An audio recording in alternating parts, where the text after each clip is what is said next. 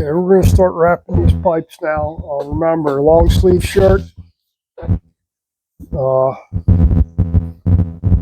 gloves,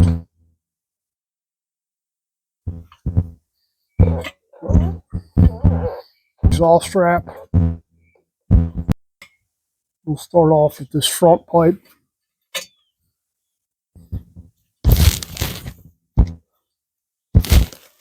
So you want it close up enough to where you can still move the flange here. Doesn't need to be extremely far, just enough so you can have enough room to turn it around. And I'm not worried about getting it extremely tight yet. Just want to get a clamp on there to hold it.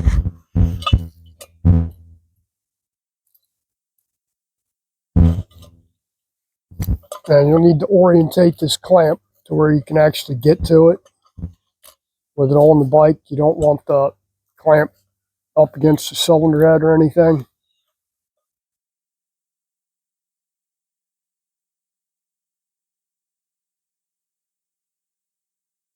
Don't make it so tight that you're going to cut the wrap.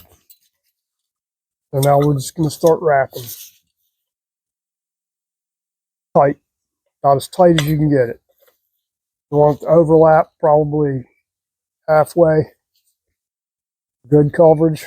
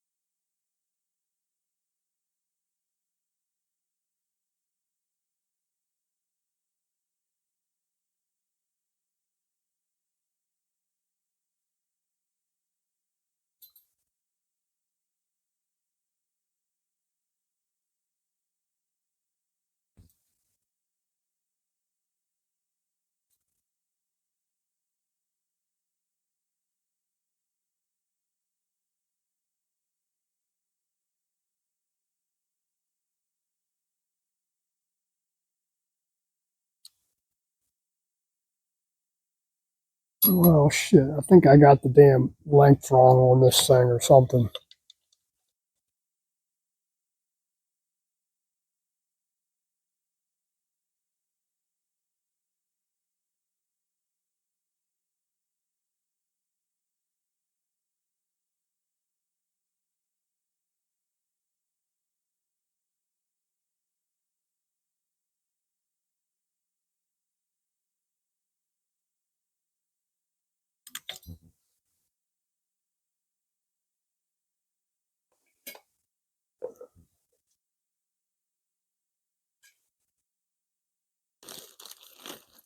Might need to add a section to that.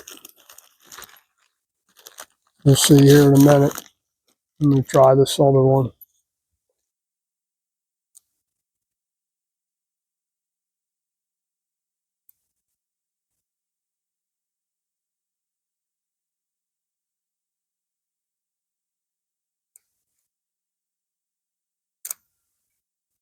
Okay, that clamp there is no good.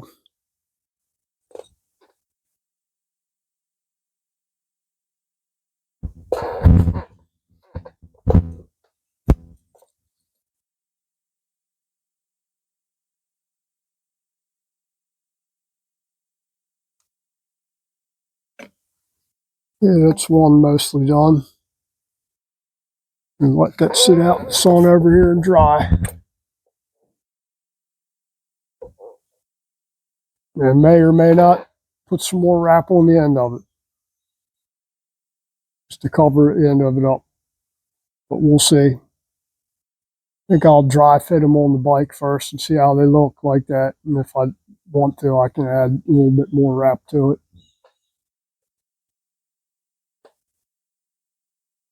So Point is, measure twice, cut once. Don't do like I just did and be in a hurry to get it done, and then end up cutting the wrap too short because I did have more wrap, or I got probably enough to wrap those things all the way to the end there. We'll find out. I'm just gonna have the extra clamp on there, which isn't gonna hurt anything. Just it ain't perfect, but so what? It ain't perfect. Okay, let me see if I can finish this one up now.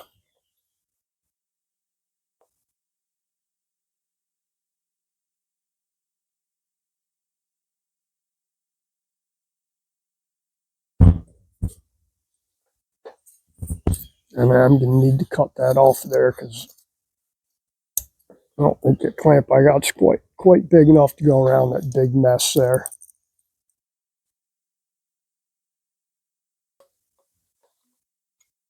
Yeah, it's good enough for right now.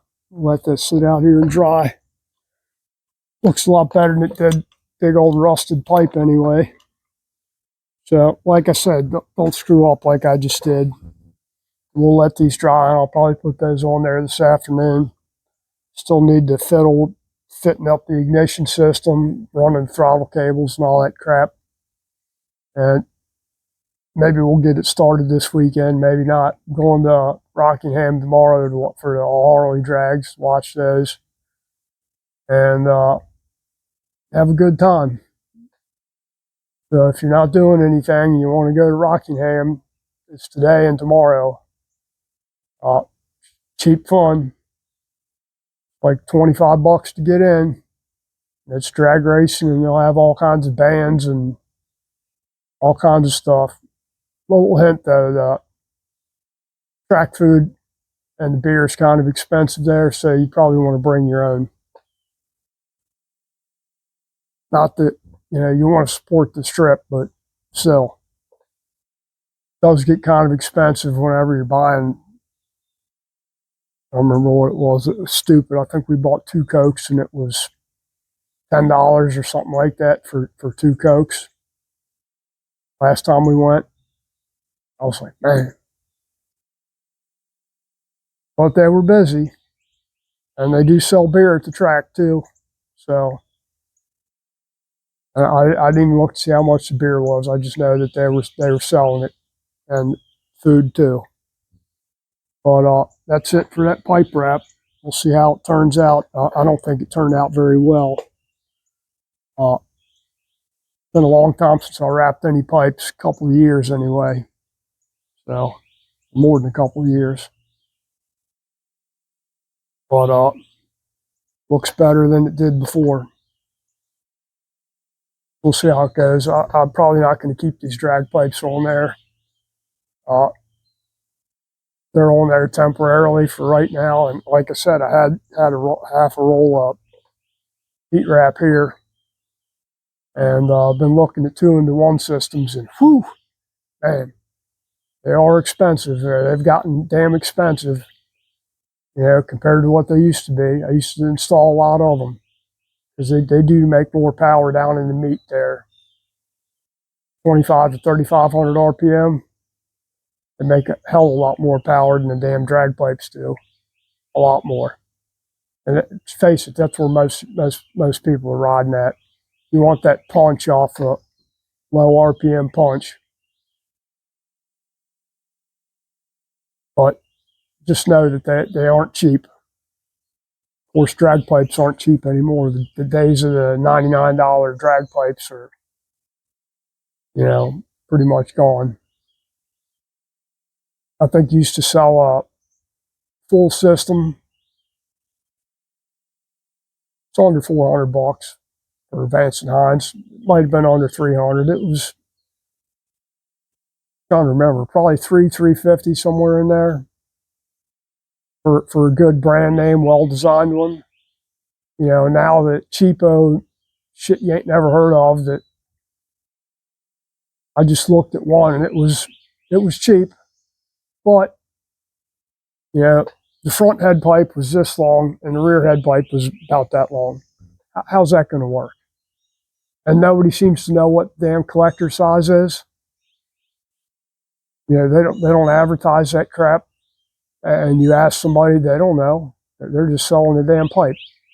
Ain't got a clue. Couldn't tell you what size the head pipes are. Couldn't tell you what size the damn baffle is inside of it. Couldn't tell you what size the collector is. Nothing. But we might end up making one. I don't know. I haven't made one in a really long time. We'll see. We'll see how it goes. I've got the math figured out on it, and I know what we need. I know the primary pipe length I need. I know the collector size I need.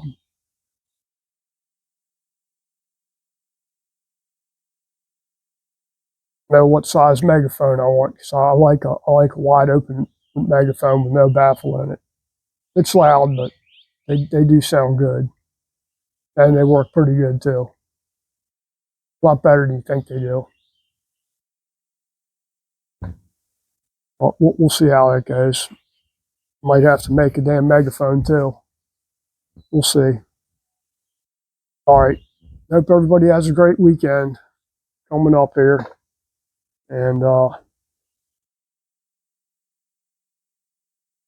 again, watch it with this fiberglass shit. Even though I wore a long sleeve shirt yesterday and gloves, still itchy. So be careful rubbing your face or around your eyes, or touching your legs or whatever after dealing with this stuff. This stuff's got to come off now. I'm going to take my shirt off because it's, even though this stuff is wet, it's putting out less fiber. I know I still got some on me, on my pants too. But anyway, I hope everybody has a damn fine weekend. Take care. Thanks for subscribing. Thanks for watching. Drop me a line about your bike if you want to tell me about your bike or whatever. Appreciate you watching. Thank you. Take care.